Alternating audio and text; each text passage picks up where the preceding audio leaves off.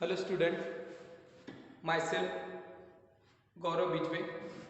I am a chemistry teacher. Okay, today we are going to discuss one of the important topic of class 11 chemistry. That is, it is a topic of physical chemistry. Means this topic comes under physical chemistry. You know that there are three branches of chemistry: physical, organic and inorganic. Okay, so today we are going to discuss states of matter. Okay, what are the states of matter? That is solid, liquid and gases. But in today's lecture we are going to discuss the one of short topics of that lesson, states of matter. Okay, so the lesson, in that lesson states of matter, we are discussing, मतलब हम इस topic में क्या discuss करेंगे, तो gas law. ठीक है, तो स्टेट्स ऑफ मैटर तो तीन होती हैं, लेकिन पर्टिकुलरली ये जो लेसन है हमारा स्टेट्स ऑफ मैटर, इसमें हम गैसेस स्टेट की स्टडी करते हैं. ओके, तो जो गैसेस स्टेट है उसके अकॉर्डिंग, मतलब उसकी कुछ एक्सपेरिमेंटल वैल्यूज एंड डिस्कवरी, उनके हिसाब से कुछ गैस लॉ बनाए हैं. तो गैस लॉ जो बनाए हैं वो किसके अकॉर्डिंग बनाए? मेजरेबल प्रॉपर्टीज ऑफ गैसेस, मतलब गैसेस की जो कुछ भी मेजरेबल प्रॉपर्टीज है. फॉर एग्जांपल,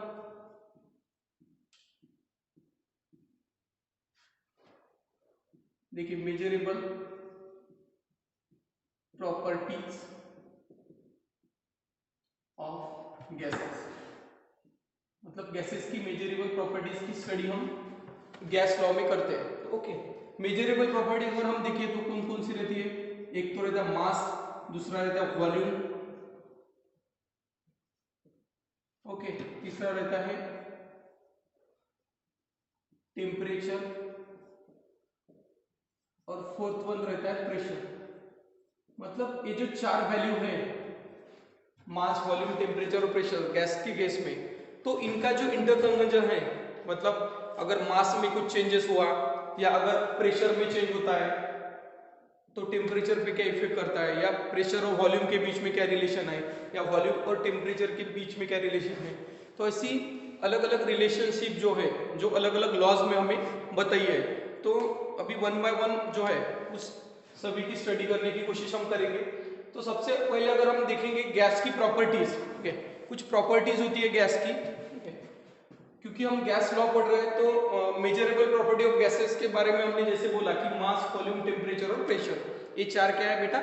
मेजरेबल प्रॉपर्टीज है. ओके, अगर हम इस मेजरेबल प्रॉपर्टीज को पढ़ना है तो गैसेस की प्रॉपर्टी क्या है वो हम देखेंगे. सबसे पहले तो गैस की प्रॉपर्टी क्या रहती है कि there is no force of attraction between gases molecule, मतलब जिन मॉलिक्यूल से गैस बना है उनके बीच में फोर्स ऑफ अट्रैक्शन जो है वो बहुत कम रहता है, निग्लिजिबल रहता है.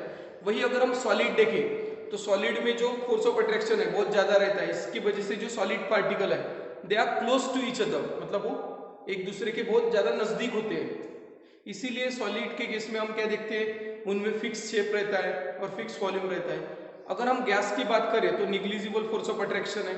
ओके, दूसरी चीज अगर हम गैस के बारे में देखें तो no fix shape, no fix volume, ना तो उनका कुछ फिक्स शेप रहता है ना तो वॉल्यूम रहता है, मतलब जिस जगह में कैसे भी वो एडजस्ट कर सकते हैं. तीसरी चीज अगर हम देखें गैस के बारे में तो कॉम्प्रेसिबल रहते हैं. ठीक है, मतलब उनको कॉम्प्रेस कर सकते हैं हम, और कॉम्प्रेस करने के बाद वो छोटी जगह में भी क्या कर सकते हैं, एडजस्ट कर सकते हैं. फॉर एग्जाम्पल अगर हम देखें, मतलब दो बलून्स हैं. ठीक है, बलून्स के अंदर हमने सपोज हवा भरी है, तो एक बलून्स के ऊपर अगर हमने प्रेशर अप्लाई किया हाथ से बाहर से, तो वो क्या हो जाएगा, बलून कॉम्प्रेस हो जाएगा. ओके, मतलब उसके अंदर रहने वाले जो गैसेस मॉलिक्यूल है उस पर हमने प्रेशर अप्लाई किया तो उसका वॉल्यूम क्या हो गया, कम हो गया, मतलब कम वॉल्यूम में मॉलिक्यूल क्या हो गए, एडजस्ट हो गए. वही अगर हम प्रेशर हटा देते हैं तो अगेन वो उनका जो ओरिजिनल शेप है उसमें आ जाते हैं, मतलब वो कॉम्प्रेसिबल है, खुद के वॉल्यूम के साथ क्या करते हैं, एडजस्टमेंट करते हैं, मतलब पार्टिकल्स. ओके, तो इसी की वजह से उसके बाद अगर हम डेंसिटी देखें गैसेस मॉलिक्यूल की तो लो रहती है सॉलिड और लिक्विड के कंपैरिजन में. क्यों? क्योंकि डेंसिटी क्या रहता है बेटा, it is a ratio of mass and volume, मतलब मास पर यूनिट वॉल्यूम का रेशियो रहता है. और गैसेस के केस में हमने क्या देखा है कि फोर्स ऑफ अट्रैक्शन तो बहुत कम रहता है. इसकी वजह से हम क्या देखते हैं कि वॉल्यूम जो है गैसेस का बहुत ज्यादा होता है एज कम्पेयर टू मास. तो उसी की वजह से जो डेंसिटी है वो हमें क्या दिखती है, गैसेस के केस में कम दिखते हैं. ओके, तो दीज आर सम प्रॉपर्टीज, मतलब ये कुछ प्रॉपर्टीज है गैस की. उसके बाद अगर हम देखिए मतलब गैसेस लॉ में पर्टिकुलरली जो फर्स्ट लॉ बोला है, ठीक है, उसका नाम रहता है बॉयल्स लॉ। ओके, तो अभी हम one by one these laws को पढ़ने की कोशिश करेंगे बेटा।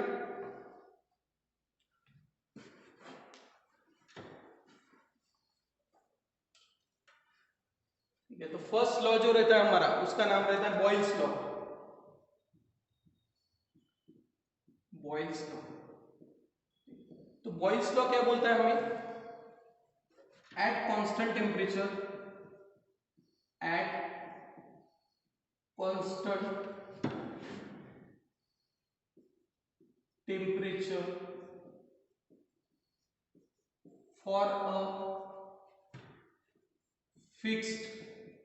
for a fixed amount of gas, for a fixed amount of gas, मतलब फिक्स अमाउंट ऑफ गैस के लिए, एक कांस्टेंट टेम्परेचर के लिए, for a fix amount of gas, pressure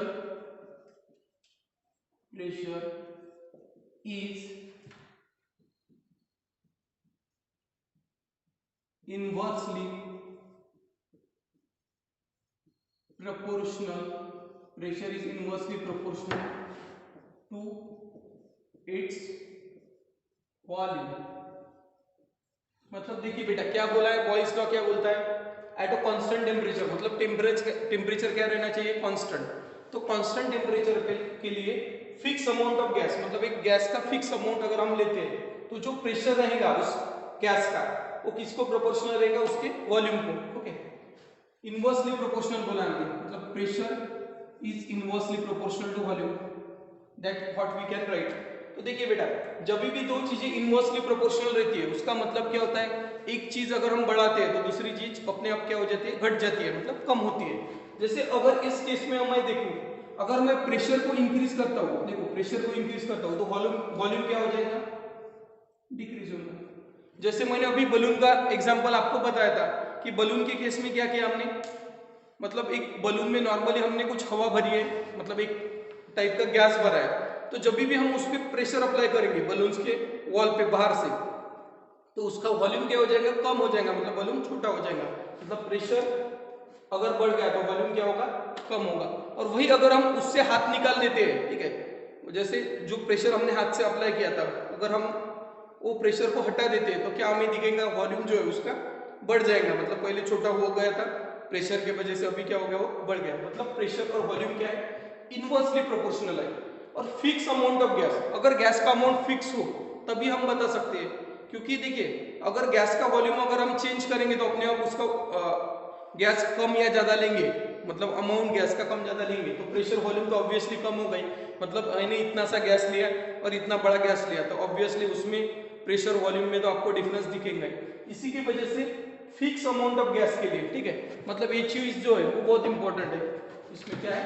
fix amount of gas होना चाहिए बेटा, और जो प्रेशर रहता है वो किसी इनवर्सली प्रोपोर्शनल रहता है उसके वॉल्यूम को।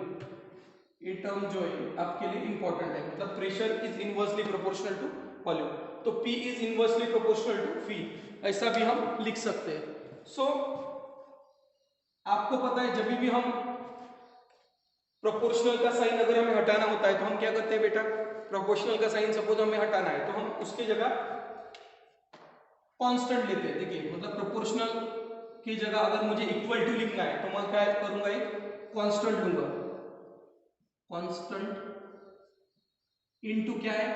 1/v। ओके, अभी देखिए बेटा अगर ये v मैंने इधर मल्टीप्लाई लाया तो क्या हो जाएगा? ये pv is equal to constant. Okay, मतलब pv इज इक्वल टू क्या हो गया? कांस्टेंट। समझ में आपको क्या किया मैंने? ये जो v है ये डिवाइड था, इधर मल्टीप्लाई में लेके आया तो pv इक्वल टू कांस्टेंट। तो इसी को अगर हम अगर गैसियस मॉलिक्यूल हमारे ज्यादा होंगे, एक या एक से ज्यादा होंगे, तो इसी टर्म को हम क्या लिख सकते हैं? P1 V1 is equal to P2 V2। Okay, और यही आपका रिलेशन है बॉयल्स लॉ का, P1 V1 is equal to P2 V2। तो इसी के ऊपर कभी कभी अभी अगर आपको न्यूमेरिकल पूछा जाए तो उसमें आप उसको लिख सकते हैं। कैसे लिख सकते हैं? सपोज आपको प्रेशर वॉल्यूम, इनिशियल प्रेशर दिया है, फाइनल प्रेशर दिया है और इनिशियल वॉल्यूम दिया है, और आपको अगर V2 निकालना है तो ये P2 क्या करेंगे आप मल्टीप्लाई करेंगे। मतलब इन चारों में से 3 वैल्यूज आपको दी जाएंगी और एक वैल्यू क्या रहेगी बेटा अननोन रहेंगी, तो उसके हिसाब से आप क्या कर सकते हैं उसको सॉल्व कर सकते हैं। अभी हम क्या करेंगे ग्राफिकल रिप्रेजेंटेशन देखेंगे बॉयल्स लॉ का, मतलब बॉयल्स लॉ को ग्राफिकली कैसे हम दिखा सकते हैं। तो देखिए ग्राफिकली रिप्रेजेंटेशन अगर हम देखें बॉयल्स लॉ का तो हम क्या कर सकते हैं, इसका ग्राफ हम निकालेंगे। प्रेशर को शॉर्ट में PRE लिखता हूं मैं, प्रेशर वर्सेस वॉल्यूम, और वॉल्यूम जो लिया है मैंने वो किस में लिया बेटा dm क्यूब। dm क्यूब मतलब क्या होता है डेसीमीटर क्यूब, और 1 डेसीमीटर क्यूब इक्वल टू क्या होता है 1 litre, equal to 1 litre. Okay, तो अगर हम प्रेशर वर्सेस वॉल्यूम का अगर ग्राफ ड्रॉ करते हैं तो हमें यहाँ पे अलग अलग टेम्परेचर के लिए अलग अलग कर्व मिलेंगे। We get different curve for different temperature.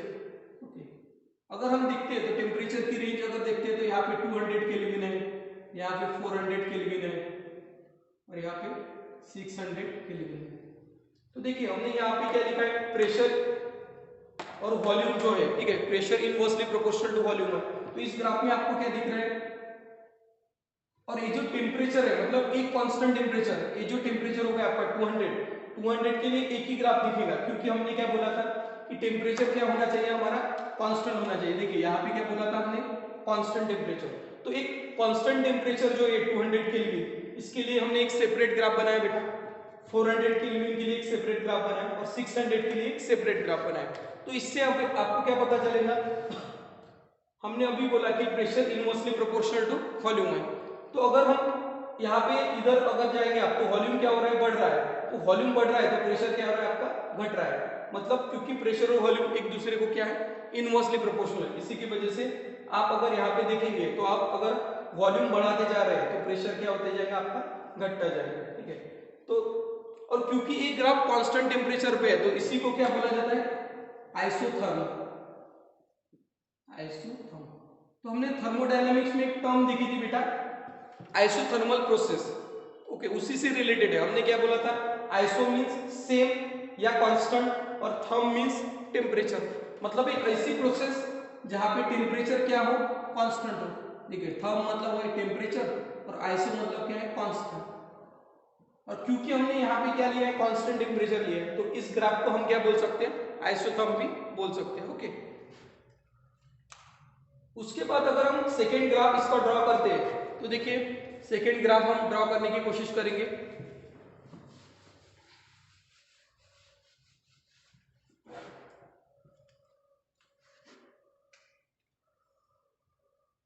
देखिए अभी हम क्या करेंगे प्रेशर हम बार में लेते हैं और वॉल्यूम जो लेंगे अभी वो 1/v लेंगे, ठीक है 1/v अगर हम वॉल्यूम लिया तो अभी आपको क्या दिखेगा,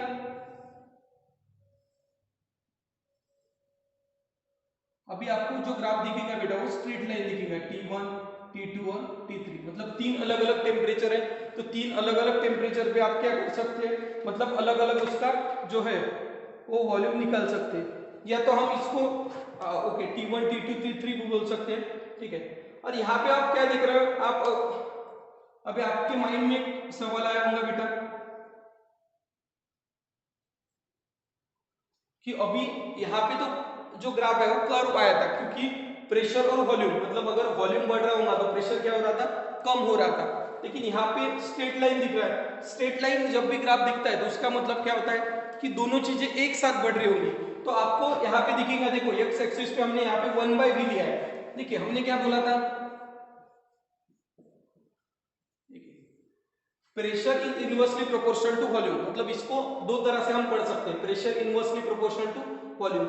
लेकिन अगर मैं 1/v लिखता हूं तो ये प्रेशर क्या हो जाएगा 1/v को डायरेक्टली प्रोपोर्शनल, ठीक है 1/v, क्योंकि यहाँ पे जो वॉल्यूम की वैल्यू ली है वो कैसे ली है हमने 1/v ली है। इसी की वजह से ये दोनों टर्म क्या हो गई एक दूसरे को डायरेक्टली प्रोपोर्शनल, और डायरेक्टली प्रोपोर्शनल अगर हो गई तो आपको पता है दोनों चीजें क्या होती है साथ में बढ़ती है।